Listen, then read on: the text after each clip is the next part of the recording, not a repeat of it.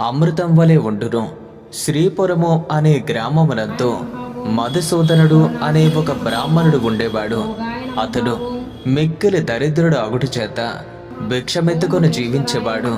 ఆ బ్రాహ్మణుడికి ఓ కుమారుడు జన్మించాడు. తల్లికి పాలు చాలనందున ఆ బాలుని యొక్క శరీరం దినదినము కృషించి ఉన్నది. ఆ బాలుడు చిక్కిపోవటం వల్ల ఆ బ్రాహ్మణుడి భార్య తన పెనిమిటితో ఇలా పలికెను, అయ్యా, నేను చెప్పే ఈ మాటలు శ్రద్ధగా వినండి. మన పిల్లవానికి పాలు నిమిత్తము పాలుగల ఆవు ఒకటి తీసుకోండి అని చెప్పగా ఆ మాట విని భర్త ఏమని చెప్తున్నాడంటే, ఓసి నీకు వెర్రు పట్టిందా? మనం చూస్తే చాలా పేదవాళ్ళమే. పాలిచ్చే ఆవు ఎలా దొరుకుతుంది? ధనరత్నములు మన దగ్గర లేవు.